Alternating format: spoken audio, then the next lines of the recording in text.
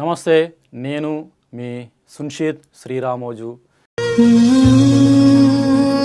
Education maximum అంతా కూడా వరంగల్లోనే అయిందనమాట. నేను ఎంసెట్లో మంచి ర్యాంక్ స్కోర్ చేశాను. 27,000 సమ్ చేంజ్ వచ్చింది, నాకు ఎగ్జాక్ట్గా గుర్తులేదు. సో ఆ స్కోర్తో నేను వాగ్దేవి కాలేజ్ ఆఫ్ ఇంజనీరింగ్లో బీటెక్ అయితే చేశాను నేను. సో మోర్ దాన్ 75%తో నేను బీటెక్ అయితే కంప్లీట్ చేయడం జరిగింది. ఆ తర్వాత ఫైనల్ ఇయర్లో ఉండగా ఒక 2 కంపెనీస్లో క్యాంపస్ ప్లేస్మెంట్స్ వచ్చాయి. అండ్ నేను ఫైనల్ ఇయర్లో ఉన్నప్పుడు గేట్ రాశాను అనమాట, గేట్ ఎగ్జామ్ రాశాను. సో గేట్లో కూడా మంచి ర్యాంక్ వచ్చిందనమాట. సో నాకు ర్యాంక్ ఎగ్జాక్ట్ గుర్తులేదు, 360 సంథింగ్ ఉందన్నమాట. ఉస్మానియా యూనివర్సిటీలో ఇండస్ట్రియల్ డ్రైవ్స్ అండ్ కంట్రోల్స్ అనే స్ట్రీమ్లో నేను మాస్టర్ ఆఫ్ ఇంజనీరింగ్ కంప్లీట్ చేశాను. నాకు యాక్చువల్గా ప్రైవేట్ కంపెనీస్లో ఆఫర్స్ వచ్చాయి. నేను మాస్టర్ ఆఫ్ ఇంజనీరింగ్ చేశాను కదా ఉస్మానియా యూనివర్సిటీలో. సో ఆ స్కోర్తో కొన్ని ప్రైవేట్ కంపెనీస్లో జాబ్స్ ఆఫర్ చేశారు. కాకపోతే కొన్ని కంపెనీస్ ఏంటంటే ఫీల్డ్ వర్క్ ఉంటుంది అని చెప్పేసి అన్నారు. సో నాకు ఎక్కువగా తిరగడం ఇష్టం ఉండదన్నమాట.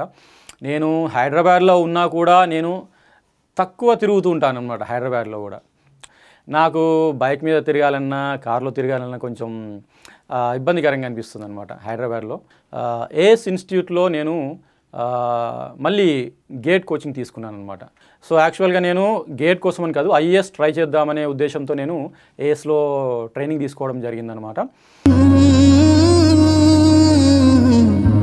సో నేను యాక్చువల్గా బిఫోర్ అప్లయింగ్ ఐఏఎస్ ఎగ్జామ్ నాకు ముందుగానే ఒక ఇంజనీరింగ్ కాలేజ్లో నాకు వాళ్ళు జాబ్ ఆఫర్ చేశారనమాట. యాజ్ ఏ అసిస్టెంట్ ప్రొఫెసర్గా Sumathi Reddy institute of technology for women అనే కాలేజ్లో నేను 2.5 years జాబ్ అయితే చేయడం జరిగింది యాజ్ ఏ అసిస్టెంట్ ప్రొఫెసర్గా. ఆ తర్వాత గురునానక్ ఇన్స్టిట్యూట్ ఆఫ్ టెక్నాలజీలో నేను 2.5 years అసిస్టెంట్ ప్రొఫెసర్గా వర్క్ చేశాను. సక్సెస్ఫుల్గా వర్క్ చేశాను. ఆ తర్వాత నేను కొన్ని అంటే టెస్టింగ్ టూల్స్ నేర్చుకొని టెస్టింగ్ సైడ్ వెళ్దామని చూశాను సాఫ్ట్వేర్ కంపెనీస్లో. కాకపోతే నేను ఎక్స్పెక్ట్ చేసినంత ప్యాకేజ్ అయితే కొన్ని సాఫ్ట్వేర్ కంపెనీస్ వాళ్ళు నాకు ఆఫర్ చేయలేకపోయారనమాట. అందువల్ల నేను సాఫ్ట్వేర్ కంపెనీస్లో జాయిన్ అవ్వలేదు. ఫిల్మ్ ఇండస్ట్రీ మీద ప్యాషన్ రావడానికి గల హీరో ఒకరు ఉన్నారు. ఆ హీరో గారు శ్రీ మహేష్ బాబు. యాక్చువల్గా నేను వరంగల్లో ఉన్నప్పుడు మహేష్ బాబు ఫ్యాన్స్ అసోసియేషన్లో ఉన్న కొంతమంది తెలుసు అనమాట. సో వాళ్ళ ద్వారా నేను మహేష్ బాబు గారి నెంబర్ కనుక్కున్నాను. మహేష్ బాబుకి కాల్ చేశాను.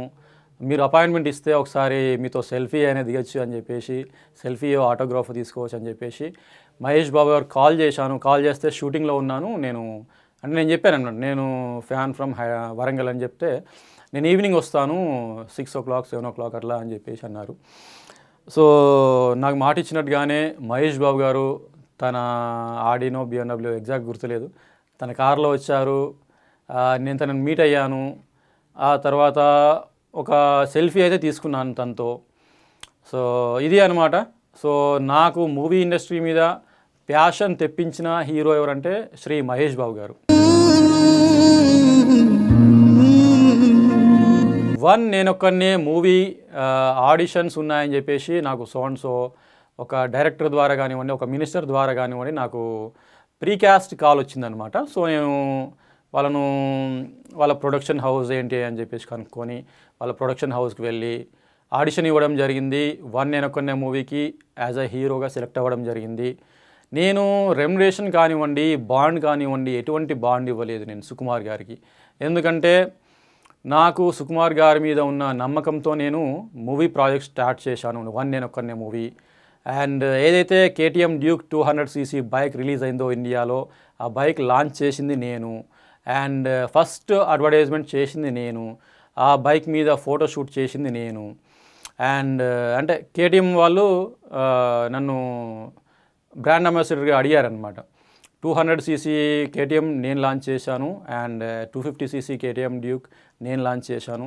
సో ఈ ప్రీకాస్ట్ కాల్స్ ద్వారా నేను అటెంప్ట్ చేసిన వాళ్ళని అటెంప్ట్ చేసి ఆడిషన్స్ ఇచ్చాను చాలామంది డైరెక్టర్స్కి, పెద్ద పెద్ద డైరెక్టర్స్కి, బోయపాటి సీను అండ్ సుకుమార్ గారు అండ్ కృష్ణవంశీ గారు, పెద్ద పెద్ద డైరెక్టర్స్కి నేను ఆడిషన్స్ ఇచ్చాను. ఆడిషన్స్లో సెలెక్ట్ అయ్యాను. డైరెక్షన్ క్లాసెస్ నేర్చుకున్నాను. సో నాకు హేమంత్ పువ్వాడ గారికి ఒక ఇన్స్టిట్యూట్ ఉందన్నమాట, యాక్టింగ్ ఇన్స్టిట్యూట్. సో ఆ ఇన్స్టిట్యూట్ నుంచి నేను diploma in direction and diploma in script writing and ఏమంటారు ఇంకా క్యాస్టింగ్ అవన్నీ చేయడం, సో స్క్రీన్ ప్లే రైటర్గా ఇవన్నీ కోర్సెస్ చేశానన్నమాట నేను. యాక్చువల్గా నా దగ్గర ఒకప్పుడు ఉండే సర్టిఫికెట్స్ అన్నీ ఉండే, డిప్లొమా ఇన్ యాక్టింగ్ ఉండే, డిప్లొమా ఇన్ స్క్రిప్ట్ రైటింగ్ ఉండే, అవన్నీ కూడా పోయాయి. యాజ్ ఏ రైటర్గా మోర్ దాన్ 80 ఫిల్మ్స్కి స్టోరీస్ ఇచ్చాను.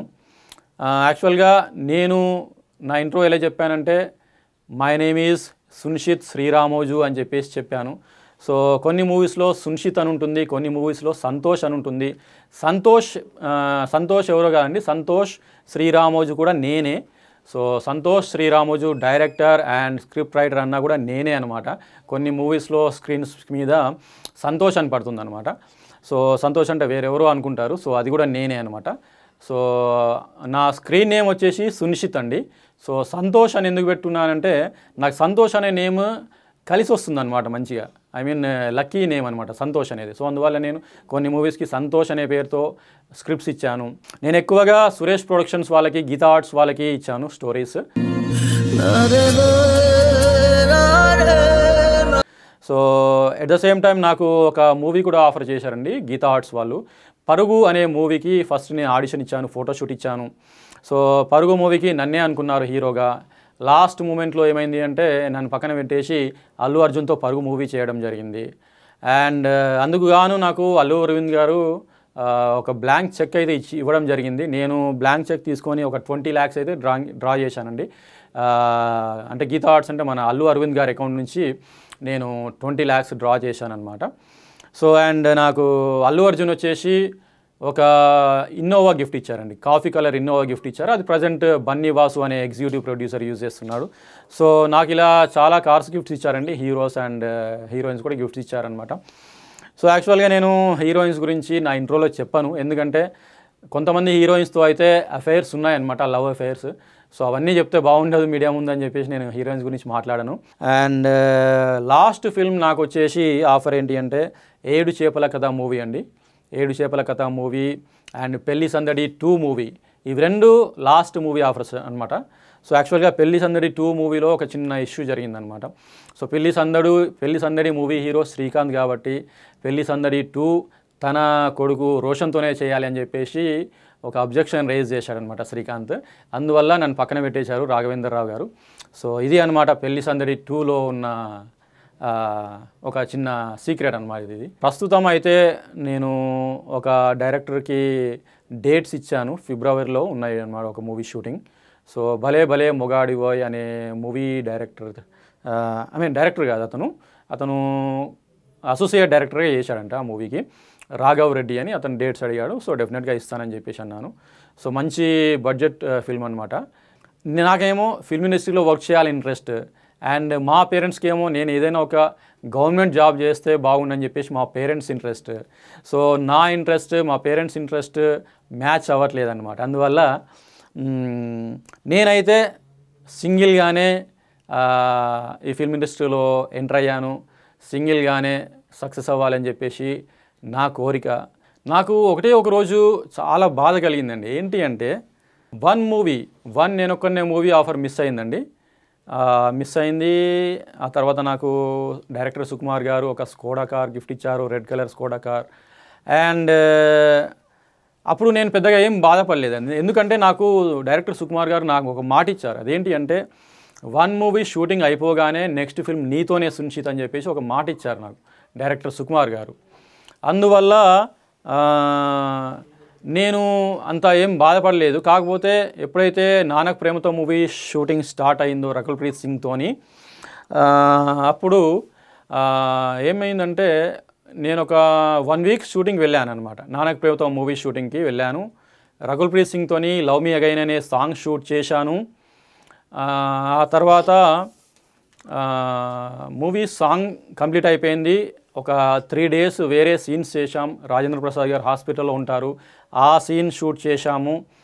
అండ్ అవసరాల శ్రీనివాస్తో సీన్ షూట్ చేశాము. అండ్ మన రాజీవ్ కనగాల గారితో ఒక సీన్ షూట్ చేశాము.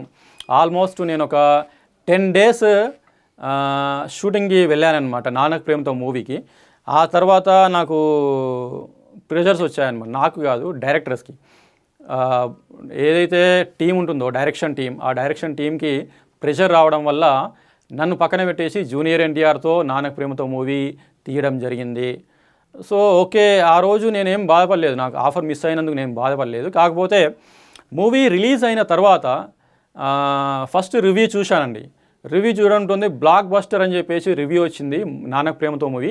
సో ఆ రోజు నా కళ్ళలోంచి నీళ్ళు వచ్చాయన్నమాట. విపరీతంగా ఏడ్చేశాను నేను ఆ రోజు. ఆల్మోస్ట్ ఒక 1 అవర్ టు 2 అవర్స్ నేను కంప్లీట్ డిప్రెషన్లోకి వెళ్ళిపోయాను అనమాట. సో ఫిల్మ్ ఇండస్ట్రీలో నేను కంటతడి పెట్టిన డే అదొక్కటే అనమాట. ఏ రోజైతే నాన్నకు ప్రేమతో మూవీ రిలీజ్ అయిందో ఆ రోజు నేను కంటతడి పెట్టడం జరిగిందనమాట. బాధ ఉంటుంది కదా కొంచెం అయితే, ఎందుకంటే అది మంచి హై బడ్జెట్ ఫిల్మ్. అండ్ ఆ తర్వాత ఏమైందంటే నాన్నకు ప్రేమతో మూవీకి no problem, okay, thank you. So నాన్నకు ప్రేమతో మూవీ రిలీజ్ అయిన తర్వాత నేను ఫేస్బుక్లో నాన్నకు ప్రేమతో పోస్టర్ పెట్టడం జరిగింది. సో నా మీద ఎంక్వైరీ చేశారనమాట, జూనియర్ ఎన్టీఆర్ నా మీద ఎంక్వైరీ చేస్తే తెలిసింది ఏంటంటే I'm the first hero for this movie అని చెప్పేసి తెలిసిందనమాట. ఆ తర్వాత నాకు నా అకౌంట్ నెంబర్ అడిగారు, జూనియర్ ఎన్టీఆర్ గారు నాకు కాల్ చేసి అకౌంట్ నెంబర్ అడిగారు. ఇమీడియట్గా నాకు 2 crores ట్రాన్స్ఫర్ చేశారనమాట.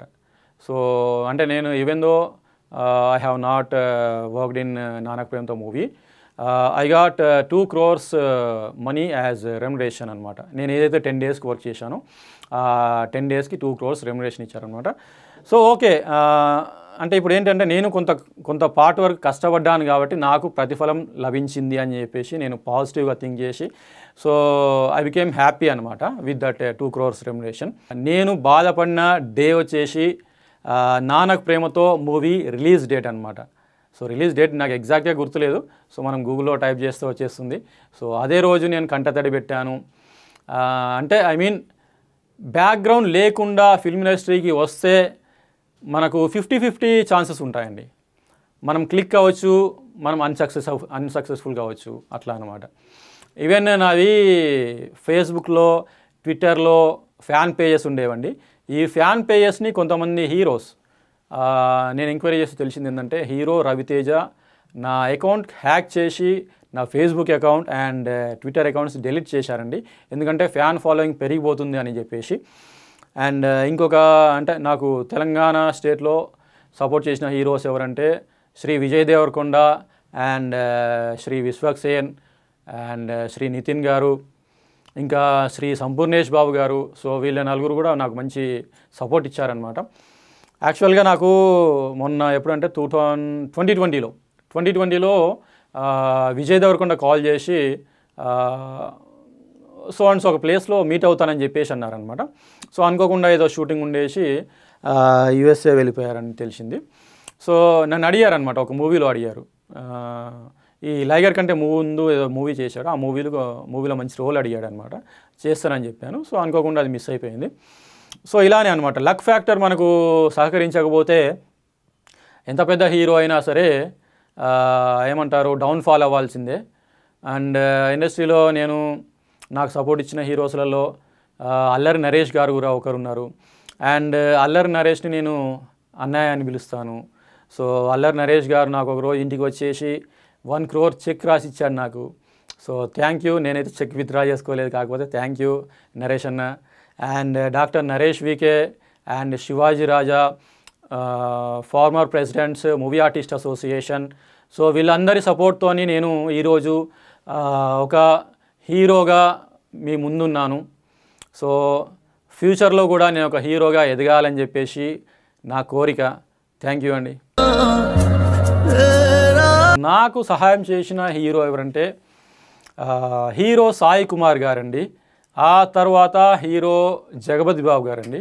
సో నేను ఎప్పుడన్నా ఫైనాన్షియల్ ప్రాబ్లమ్స్లో ఉన్నా కూడా జగ్గుబాయికి కాల్ చేసేవాడిని, అన్న ఒక 1 lakh 2 lakh ట్రాన్స్ఫర్ చేయమంటే ఇమీడియట్గా నాకు లేదు అనుకున్న ట్రాన్స్ఫర్ చేసేవారు అకౌంట్కి. So and doctor Naresh VK former president గారు కూడా నాకు ఒకసారి 1 lakh హెల్ప్ చేశారు, ఒకసారి 3 lakhs హెల్ప్ చేశారు. ఇలా అనమాట. అంటే నేను ఒక Tollywood film industry family member లాగా నన్ను ట్రీట్ చేసి నాకు హెల్ప్ చేశారనమాట. అండ్ నాకు మెంబర్షిప్ ఉంది సీనియర్ ఆర్టిస్ట్గా. నాకు ఒక అపార్ట్మెంట్ కూడా గిఫ్ట్ ఇచ్చారు. అపార్ట్మెంట్ అంటే అపార్ట్మెంట్లో ఒక ఫ్లాట్ గిఫ్ట్ ఇవ్వడం జరిగింది డాక్టర్ నరేష్ వికే గారు. అంటే ఇక నేను నరేష్ ప్యానెల్ మెంబర్లో ఉన్నాను. ఆ తర్వాత శివాజీ రాజా ప్యానెల్ మెంబర్కి షిఫ్ట్ అయ్యాను. సో ఇద్దరితో మంచి పరిచయం ఉంది. ఎక్కువగా నేను మూవ్ అయింది డాక్టర్ నరేష్ వికే ఫార్మర్ ప్రెసిడెంట్తో. సో ప్రస్తుతం అయితే నా మెంబర్షిప్ ఇన్యాక్టివ్లో ఉంది. అండ్ ఇది అనమాట. సో నాకు సహకారం అందించింది సాయి కుమార్ గారు, జగపతి బాబు గారు, డాక్టర్ నరేష్ వికే గారు. టీడీపీలో చేసినప్పుడు నాకు నందమూరి హరికృష్ణ గారు నాకు బాగా సపోర్ట్ చేశారండి. ఆ తర్వాత జనసేనలో జాయిన్ అయిన తర్వాత శ్రీ పవన్ కళ్యాణ్ గారు అండ్ శ్రీ అల్లు అర్జున్ గారు, శ్రీ రామ్ చరణ్ గారు, వీళ్ళ ముగ్గురు హీరోల సహకారంతో నేను కొంత అయితే ఎదిగానమాట. సో నా ఎదుగుదలకు తోడ్పడిన ప్రతి ఒక్క హీరోకి నేను కృతజ్ఞతలు తెలియజేస్తున్నాను. ఫిల్మ్ ఇండస్ట్రీకి నేను డబ్బు సంపాదించాలి అంటే, నేను పేర్లు చెప్పను, పెద్ద హీరోల నేమ్స్, పెద్ద హీరోల్లాగా నేను డబ్బు సంపాదించాలి, ఇండస్ట్రీలో ఒక పెద్ద హీరోని అవ్వాలి, చిరంజీవి గారిలాగా, ప్రజారాజ్యం పార్టీలాగా అండ్ శ్రీ పవన్ కళ్యాణ్ గారిలాగా జనసేన పార్టీ కానివ్వండి, అట్లా వాళ్ళలాగా నేను కూడా చాలా డబ్బు సంపాదించి నేను కూడా ఒక పార్టీ పెట్టాలి అని అయితే నాకు ఉందండి. కాకపోతే ఇప్పుడు పార్టీ పెట్టి మెయింటైన్ చేసేంత ఫండ్స్ అయితే నా దగ్గర లేవండి, అంత బడ్జెట్ నా దగ్గర లేదు. అందువల్ల నేను ప్రీవియస్గా టీడీపీ పార్టీలో వర్క్ చేశాను అండ్ జనసేన పార్టీలో వర్క్ చేశాను. అచీవ్మెంట్స్ అంటే చాలా ఉన్నాయండి. ఎడ్యుకేషన్ సైడ్ ఉన్నాయి చాలా అచీవ్మెంట్స్, ఫిల్మ్ ఇండస్ట్రీ సైడ్ కూడా చాలా అచీవ్మెంట్స్ ఉన్నాయండి. సో అంటే నాకు ఈ సైమా అవార్డ్స్ ఏదో ఉంటుంది చూడండి, ఒకటి సైమా అవార్డ్స్లో నాకు ఒకటి ఏదో వచ్చిందండి, బెస్ట్ యాక్టింగ్ అవార్డు ఏదో వచ్చింది ఒక మూవీకి. అండ్ నేను నందమూరి బాలకృష్ణ గారికి ఒక స్టోరీ ఇచ్చాను, చిన్నకేశవరెడ్డినో సమరసింహారెడ్డి రెడ్డినో 2 మూవీస్లో ఒక మూవీకి ఇచ్చాను నేను. ఆ మూవీకి గాను నాకు బెస్ట్ రైటర్ అవార్డు వచ్చిందండి. సో ఏదైతే అవార్డు వచ్చిందో దాంతో నేను ఫుల్ హ్యాపీ అయిపోయాను. బెస్ట్ రైటర్ అవార్డు వచ్చింది, బెస్ట్ యాక్టర్ అవార్డు వచ్చింది. సో ఇవి రెండింటితో నేను చాలా హ్యాపీగా ఉన్నాను అనమాట. సో ఇవి రెండు ఫిల్మ్ ఇండస్ట్రీలో గ్రేట్ అచీవ్మెంట్స్గా నేను చెప్తున్నాను అనమాట. సో చూశారు కదా, ఇదే నా జీవితం.